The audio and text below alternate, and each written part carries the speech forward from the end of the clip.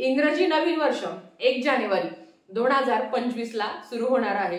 म्हणजेच उद्यापासून आज 31 तारखेला आपण जे काही इंग्रजी नवीन वर्ष आहे त्याची सुरुवात करणार आहोत. भलेही आपलं मराठी नवीन वर्ष हे चैत्र महिन्यात सुरू होतं, तरी सुद्धा रोजचे जे काही व्यवहार आहे ते तर आपले जानेवारीलाच सुरू होतात, 1 जानेवारीलाच. आणि आपण कितीही नाही म्हटलं तरी ते आपण नाकारू शकत नाही. ज्या पद्धतीने मराठी नवीन वर्षाचं आपण स्वागत करत असतो त्याच पद्धतीने इंग्रजी नवीन वर्षाचं सुद्धा स्वागत करावंच लागणार आहे, कारण आपलं कॅलेंडर बदलणार आहे, आपल्या तारखा सुद्धा बदलणार आहे. म्हणून त्याच पद्धतीने एक सकारात्मकतेने आपल्याला या नवीन वर्षाचं स्वागत करायचं आहे. 2024 ने खूप काही दिलं, चांगलं वाईट प्रत्येकाच्या आयुष्यात आलं आणि ते गेलं सुद्धा. आयुष्यात गोष्टी आपण कधी कधी लेट गो करायला शिकतो, कधी कधी नको आहे त्या गोष्टी, तरी सुद्धा त्यांना घेऊन चालावं लागतं आपल्याला. हेच आयुष्य आहे. ह्या 2025 मध्ये आपल्याला महाराजांसमोर एक संकल्प करायचा आहे. तुम्ही करून बघा काय मिळतं. हा संकल्प करून तुम्हाला लाखो रुपये मिळणार आहे, तुम्ही करोडपती होणार आहे, मी असं अजिबात म्हणणार नाही आहे. पण हो, तुम्हाला भरभरून स्वामी कृपा, तुम्हाला आनंद मिळणार आहे, याची मी तुम्हाला नक्की शाश्वती देते. बघा, कधी कधी काय होतं, सर्वसामान्य माणूस, ताई माझ्याकडनं सेवाच होत नाही, ताई महाराज माझ्याकडनं सेवाच करून घेत नाही, मी करू तरी काय, घरात मांसाहार केला जातो किंवा घरात माझ्या कोणी पाळत नाही, माझं लहान बाळ आहे, माझी इच्छा असून पण मी स्वामी सेवा करू शकत नाही. अशा असंख्य संसारिक माणसांना खूप जास्त अडचणी असतात. मग त्याच्यातून मार्ग मिळण्यासाठी आपण होईल तशी तोडकी मोडकी महाराजांची सेवा करत असतो. खरं तर स्वामी सेवा करायला कुठलं सोहळं पाळायचं नाही. आजही बऱ्याच महिला कमेंट्स करतात की ताई महाराजांची सेवा नेमकी कशी करावी, काय करावं लागतं, आम्हाला तर काही माहिती नाही आहे. सगळ्यात महत्वाचं, महाराजांची भीती वाटते. तर महाराजांसारखं काहीच नाही. म्हणजे महाराजांना का घाबरायचं आपण? आपले आई वडील भाऊ सखा सगळं महाराज आहे. ह्या 2000 म्हणजे येणाऱ्या 1 तारखेला म्हणजे पुढच्या वर्षीचा पहिला दिवस सकाळी अगदी दुपारी किंवा संध्याकाळी ना एक संकल्प करा महाराजांकडे. बघा, मागच्या वर्षी मी केला होता, स्वामी कृपेने त्याचा खूप चांगला अनुभव आला. माहिती ना, आपल्याला मानसिक त्रास असतो, शारीरिक त्रास असतो, कष्ट असतं आपल्याला, नेहमी आपण बरोबरी करत असतो, याचं हे त्याचं ते.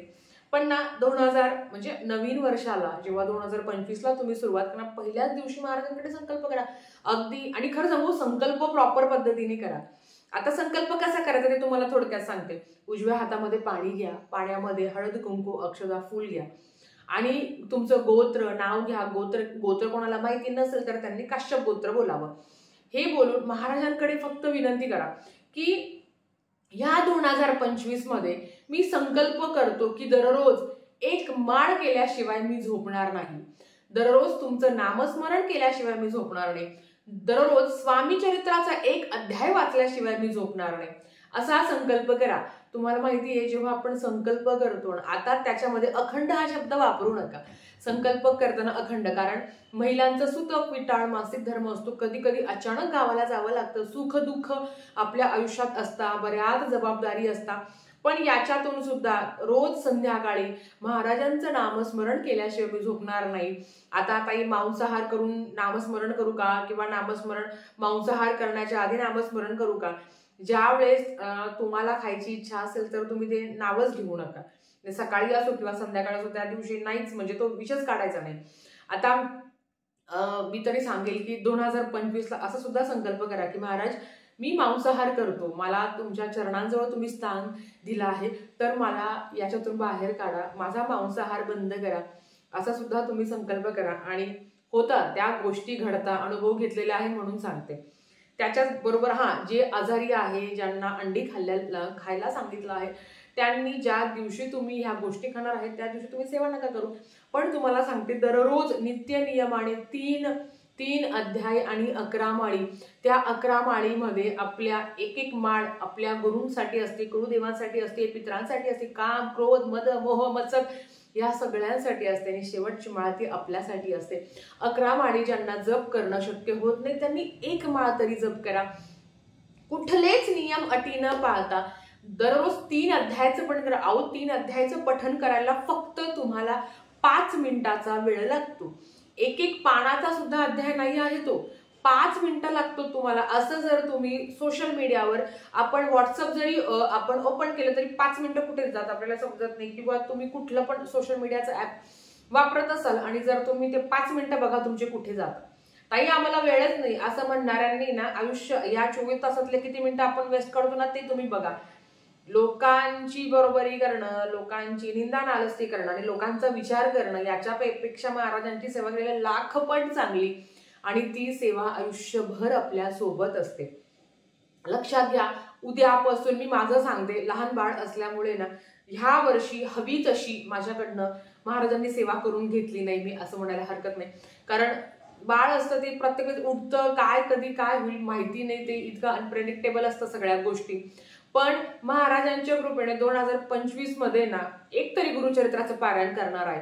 2024 मध्ये नाही झालं तर माझा तो संकल्प आहे आणि मी तो करणार आहे. त्याबद्दल मी नक्कीच माहिती सांगेल तुम्हाला. पण ह्या गोष्टी मी करणार आहे कारण त्या सेवा करून हे शांत राहतं. मेन म्हणजे हे शांत असणं फार गरजेचं आहे. नाहीतर मग त्या जबाबदाऱ्या, लहान मुलगा आहे, ऐकत नाही, हट्टी आहे, तापट आहे, त्रास देतो, याच्यातच आपण गुरफटून जातो. महाराजांचं फक्त नाही ना 11 माळी जप करतायत. महिलांना तुम्हाला सांगते फक्त 1 माळ जप करा. पण त्या 1 माळ जप मध्ये मी आणि माझे महाराज, बाकी बाळ झोपलाय का, तो उठतोय, तो रडेल, घरात स्वयंपाक काय करायचा, या असंख्य प्रश्नांना आपण रोज सामोरे जात असतो. त्यावेळेस कुठलाच प्रश्न आला नाही पाहिजे. अखंड श्री स्वामी समर्थ, श्री स्वामी समर्थ, श्री स्वामी समर्थ. आणि ज्यांना वेळ आहे त्यांनी दररोज 7 अध्याय पठण करा. बऱ्याच महिलांना पौष महिन्यात गुरुचरित्राचं पारायण करायचं आहे, करू शकता. खूप चांगला महिना आहे, काहीच अडचण नाही. 11 गुरुवार करायचे असेल किंवा ताई मला 108 स्वामी चरित्र सारामृताचे पारायण करायचे आहे, महाराजांची सेवा करायला कुठलंही बंधन नाही, कुठलंही वार मुहूर्त काही नाही. जेव्हा वाटेल तेव्हा तुम्ही महाराजांची सेवा करू शकता. पण ह्या 2025 मध्ये खरंच संकल्प करा की महाराज माझ्याकडनं तुमची सेवा करून घ्या. तुम्ही साक्षीला आहे, तुम्ही करता करविता आहे, मी कोणी नाही. ज्या घरात 3 अध्याय 11 माळी वर्षाला 1 किंवा 3 गुरुचरित्राचं पारायण केलं जातं त्या घरात कधी कशाची कमी पडत नाही. म्हणजेच काय तुम्हाला बक्कळ पैसा मिळेल असं मी अजिबात म्हणत नाही. पण कधी दुःख येत नाही, संकट, वाईट बाधा, ज्याला आपण म्हणतो की फायनान्शियल प्रॉब्लेम आहे ते येत नाही. याचा अनुभव घेतला आहे. करता करविता महाराज आहे. महाराजांना तुम्ही काय खाऊ घालता, तुम्ही किती डेकोरेशन करता, हे फक्त आपल्या मनाला छान वाटतं, आपल्या मनाचा भाव आहे. महाराजांना हवा आहे तो तुमचा वेळ, तो तुमच्याकडे आहे का हा विचार करा. मला महाराजांसाठी फक्त दिवसातले 10 मिनिटं द्यायचे आहे का तो वेळ द्यायला याचा विचार करा. नाहीतर मग हे केल्यावर ते होईल का. आणि काय होतं ना आपलं बऱ्याच वेळा ना संकट आले की आपल्याला देव आठवतो, संकट आले की आपल्याला महाराज आठवतात. नाही तर तुम्ही कोण आणि मी कोण. दर गुरुवारी रोज गेलं तर सोन्याहून पिवळं, पण नाही शक्य होतं दर गुरुवारी किंवा आता गुरुंचा वार असल्यामुळे गुरुवारी किंवा ज्यांना रविवारी सुट्टी आहे केंद्रात जा, मठात जा, मंदिरात जा, नतमस्तक व्हा. महाराजांना तुमचा वेळ पाहिजे आहे. महाराजांचं नाम, महाराज तेच म्हणायचे की जो माझं नाम जपतो त्याला मी आयुष्यभर जपत असतो. एवढी जर मोठी शाश्वती महाराजांनी दिली आहे तर आपल्याला अजून काय पाहिजे. जन्म मृत्यूच्या फेऱ्यामध्ये देवही लुडबुड करत नाही. कोणाचं कधी कधी कुठे सांगता येईल माहिती नाही आहे.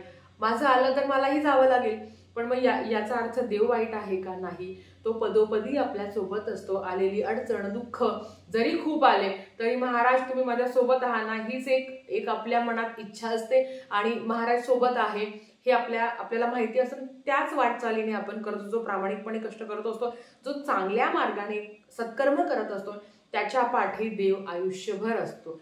म्हणून मी तुम्हालाही सांगेल ह्या 2025 मध्ये एक शिस्त लावा. मी 14वा आणि 18वा अध्याय त्याबद्दल पण मी माहिती सांगणार आहे. पण ज्यांना माहिती आहे त्यांना रोज 14वा अध्याय 18वा अध्याय पठण करेल. नाही तर मी गुरुवारी तरी 14वा आणि 18वा अध्याय पठण करेल. गुरुचरित्राच्या ग्रंथामध्ये पण सांगितलं आहे की जेव्हा देव तुमच्यावर कोपतो तेव्हा गुरु तुम्हाला तारतो, पण जेव्हा गुरुही तुमच्यावर नाराज होतो, गुरुंचा तुमच्यावर कोप होतो, तेव्हा देवही काही करू शकत नाही. 14वा अध्याय आवर्जून पठण करावा. दर गुरुवारी करा, तुम्हाला शक्य असेल तर तेव्हा करा. 18वा अध्याय गुरुचरित्राचा 14वा अध्याय तुम्ही पठण करा, पारायण करा. आता ज्यांना वेळ नाही आहे, जे अतिशय बिझी लोक आहे ज्यांना खूप देव करायचे म्हणजे देवदेव करायची इच्छा असतात पण त्यांना नाही शक्य, त्यांनी गुरुवारी तरी 18वा एक शिस्त लावा. एक वेळेस झोप कमी घेईल, एक वेळेस बाकीचे कामं कमी करेल, पण ना मी ह्या गोष्टी करणार आहे, ह्या गोष्टीची शिस्त लावा. माझ्या घरात मुलं हट्टी आहे, तापट आहे, त्यांना मी बालसंस्कारला पाठवणार आहे, किंवा तुमच्या घरात तुमच्या जवळपास जर तुम्ही बालोपासनाला पाठवत असाल तर मी त्यांना तिकडे पाठवेल. 2025 मध्ये मुलांनाही अध्यात्माची गोडी लागणार आहे. या 2025 मध्ये माझ्याही मुलांकडनं मी अथर्व शीर्षम पाठ करून घेणार आहे, मी कालभैरव अष्टकम पाठ करून घेणार आहे.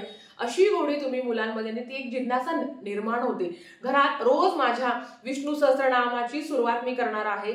मी भले पठण नाही करू, आता माझं तर तेच टार्गेट आहे की 2025 मध्ये विष्णू सहस्त्रनाम मला व्यवस्थित म्हणजे माझं पाठ आहे, पण व्यवस्थित माझं पाठ झालं पाहिजे असं माझा संकल्प आहे. तर मी नक्कीच त्याबद्दल बोलेल. मी तुम्हाला पण सांगेल की 2025 मध्ये मी हे सगळं करणार आहे. घरात काही कटकटू भांडणू, कोण काय बोलू नाही बोलू, अध्यात्मात माझा चांगला वेळ जाणार आहे. माझे कर्तव्य पार पाडून, सगळ्यात महत्वाचं तुमचे कर्तव्य, एक आई एक बायको म्हणून आपले सगळे कर्तव्य पार पाडून उरलेला वेळ मी महाराजांसाठी देणार आहे. अगदी 5-10 मिनिटं, बाकी जास्त नाही. तुम्ही हा संकल्प करून बघा आणि 2025च्या शेवटी जर मी असेल तर नक्कीच मला सांगा की काय अनुभव आला. करता करविता महाराज, मी फक्त निमित्त मात्र. तुम्ही आणि मी कोणाकडनं किती सेवा करून घ्यायची हे महाराजांवर असतं, पण एक पाऊल तर आपल्याला टाकावं लागेल. तुम्ही एक पाऊल टाकल्यावर महाराज तुमच्या समोर 10 पाऊल टाकते. नाही आपण जर असं शिस्तीत असलो की मी जाणारच नाही, मी करणारच नाही, तर मग महाराज पण नाही येणार. असं आहे. तर ह्या 2025 मध्ये प्रत्येकाने असा सुद्धा संकल्प करावा की माझ्याकडनं 5 तरी स्वामी सेवेकरी भेटतील, ज्यांना गरज आहे मी महाराजांपर्यंत त्याला पाठवेल. मी 1 तरी स्वामी सेवेकरी घडवेल, 5 खूप लांब आले, 1 तरी माझी आत्या, मावशी, काका कोण असेल तर त्यांना सांगेल की स्वामी सेवेत या, तुमचं कल्याण होईल. तर हा संकल्प तरी आवर्जून आपल्याला करायचा आहे. तर चला, आजचा ह्या वर्षीचा शेवटचा व्हिडिओ, झालेली सेवा महाराजांच्या चरणी मी रुजू करते आणि आजचा व्हिडिओ इथेच थांबवते. भेटूया आपण 2025ला इंग्रजी नवीन वर्षात पुढच्या वर्षी. धन्यवाद.